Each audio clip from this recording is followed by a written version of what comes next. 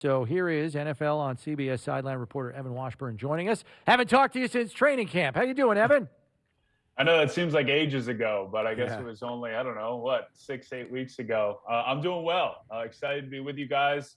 Pumped for this game this weekend. This is a big one. This is going to be a lot of fun. Right. My concern right off the bat, Evan, is the forecast for game day. We know that Hurricane Ian is making its way into the Gulf as we speak, and it is supposed to be moving up and eastward out to the eastern seaboard.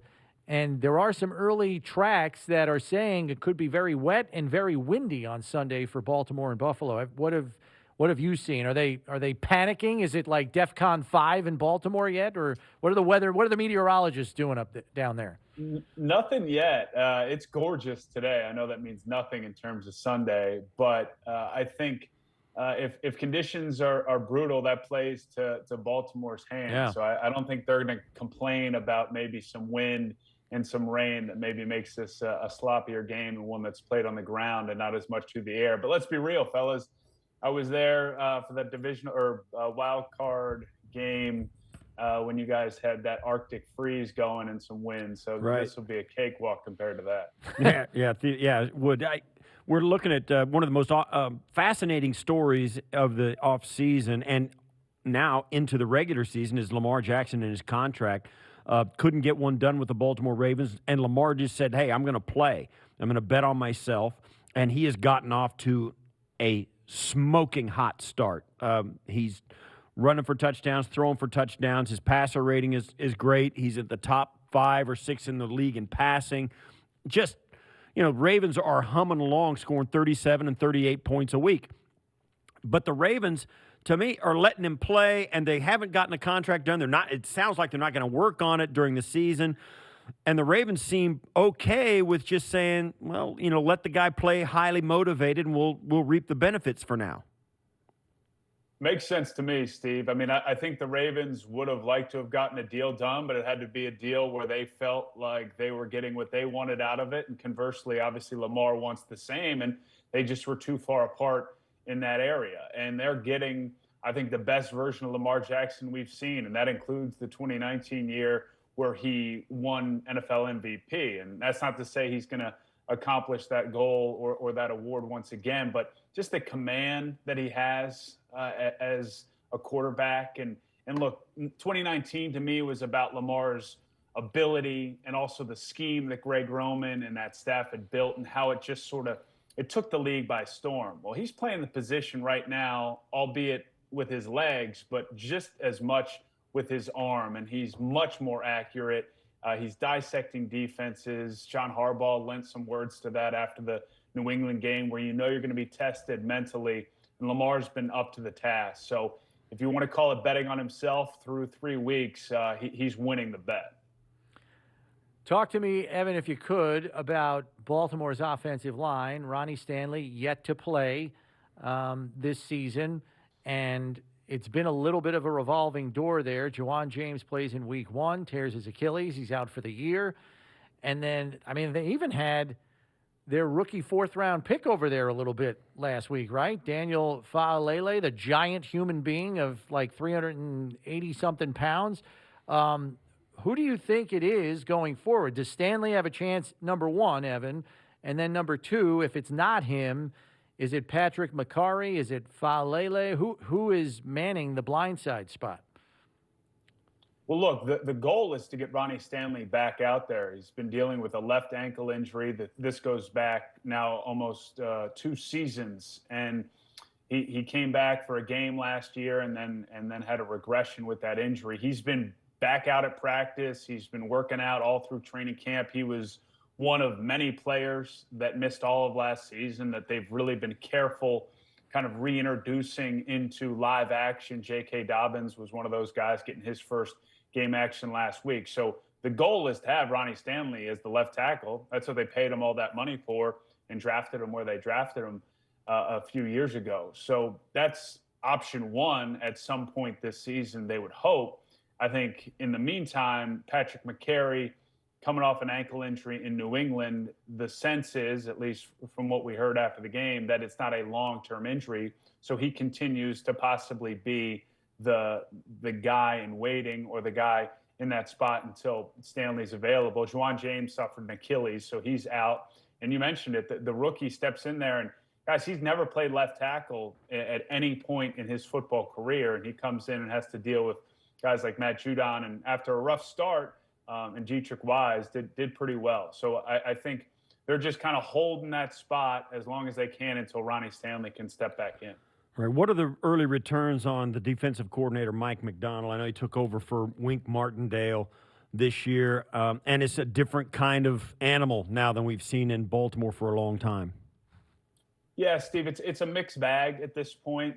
I think there's aspects of it, and there's so much belief in what Mike MacDonald can do. I mean, he really came up in the system, in the organization as a defensive quality control assistant all the way up, and then obviously goes to Michigan to work with Jim, and now comes back home, as they put it, to be the defensive coordinator. It's different than Wink's system of all-out blitz and constantly kind of just attacking quarterbacks in that way. But the concern has obviously been the back end. And look, I don't know if this is as much an indictment on scheme as it is just the personnel, because injuries were such a storyline for Baltimore a year ago, and they continue to be because of the guys, one, coming off of injury, and when are they going to be at full speed and really at their highest caliber.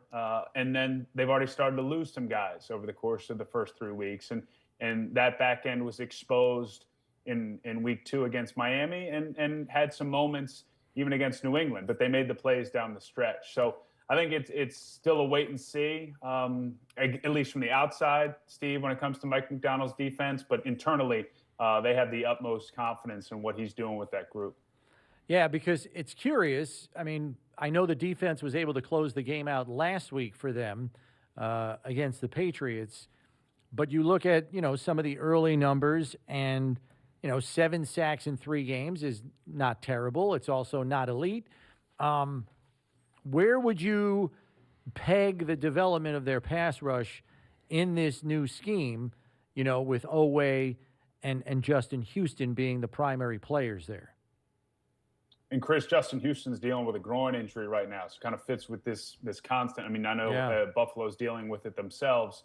Just the injuries continue to be the dominant storyline week in and week out. Look, I think if we were having a pass rush conversation with Baltimore at the end of this season or really next season, they're in a great spot. At least they feel like they are, because they've got Oweh, Ajabi, who they drafted out of Michigan, who dropped because of that Achilles tear during a workout, and they feel like they got a first rounder in a later round. And then Tyus Bowser, who's been a consistent performer, not an A-list pass rusher, but a guy they've given some decent money to. I think he had 7 or 8 sacks a year ago. He's coming off an Achilles.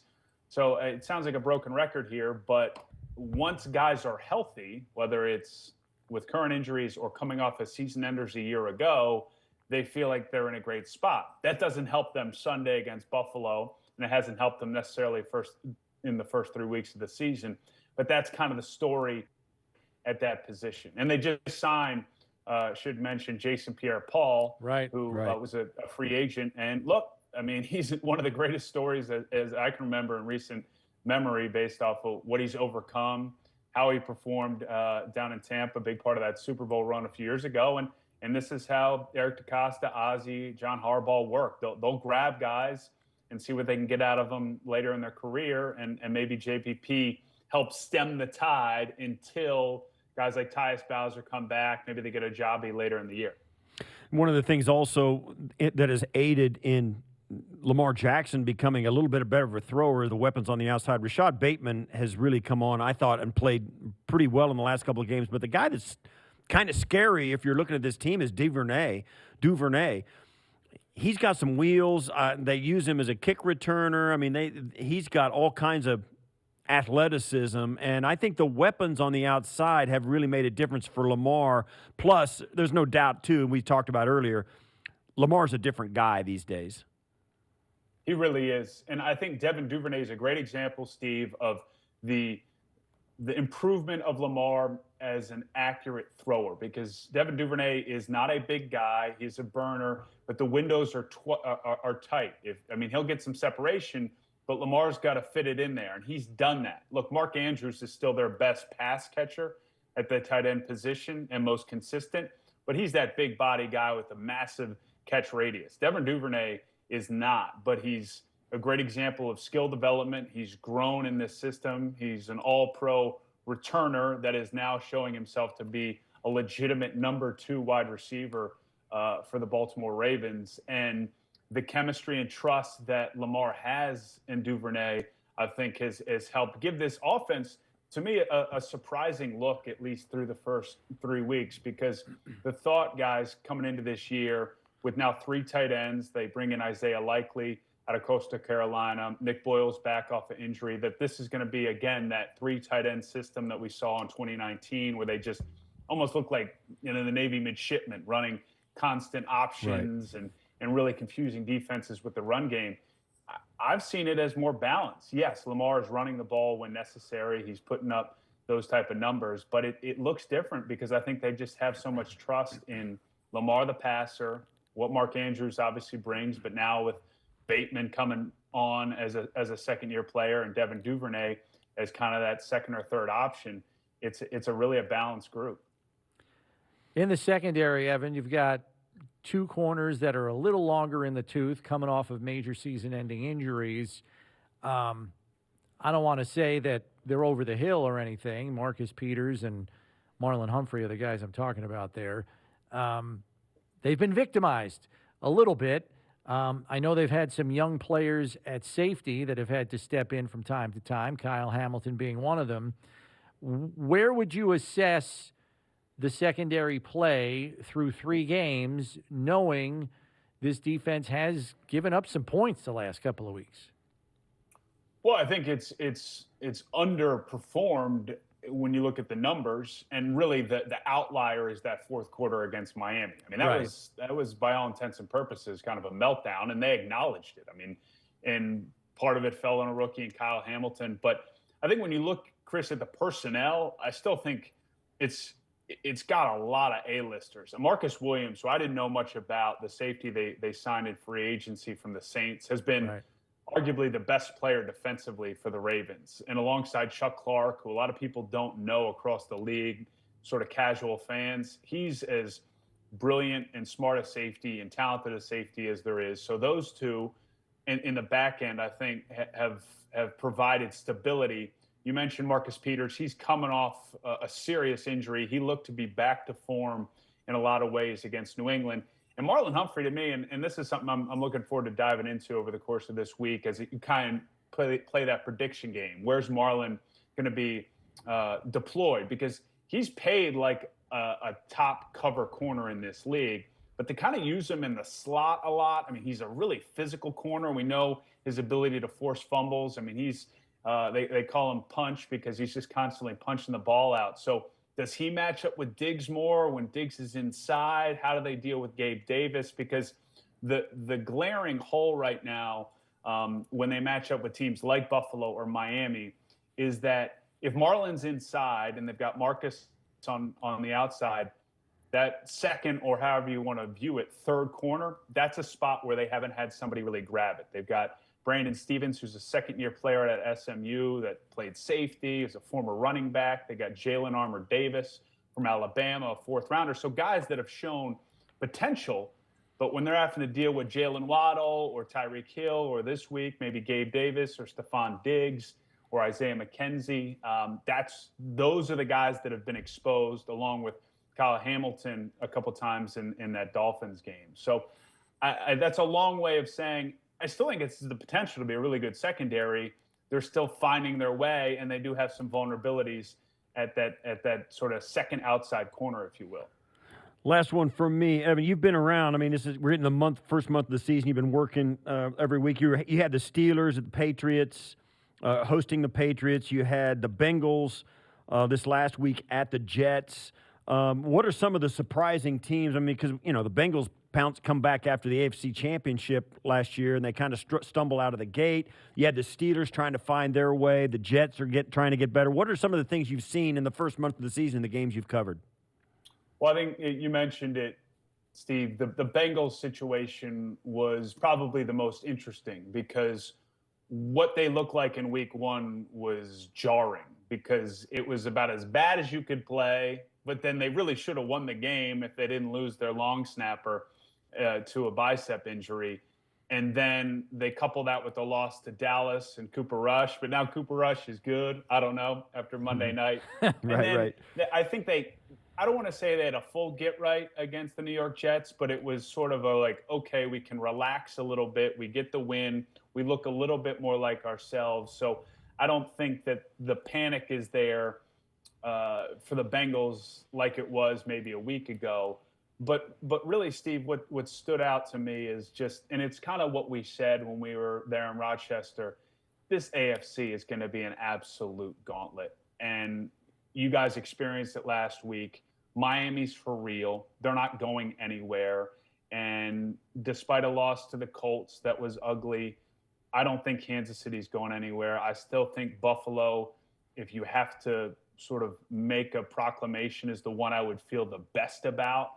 I think Baltimore is eager to prove a lot of people wrong and continue to play with a chip on their shoulder and say they're for real. And then there's the AFC West in Denver and the Chargers. I don't know. It's just I'm continually validated, I guess, whether it's the games we're covering or when I'm catching up Sunday night into Monday and then prepping for the next week, just how loaded this AFC is. All right, Evan, thanks for the time. I'll see you down there on Sunday. I'm bringing my rain gear. 70% chance of rain, 67 degrees for the high is the forecast. I'll see you on Sunday. Thanks, Evan. Yeah, let's layer up. Great to be with you guys, and we'll see you in Baltimore.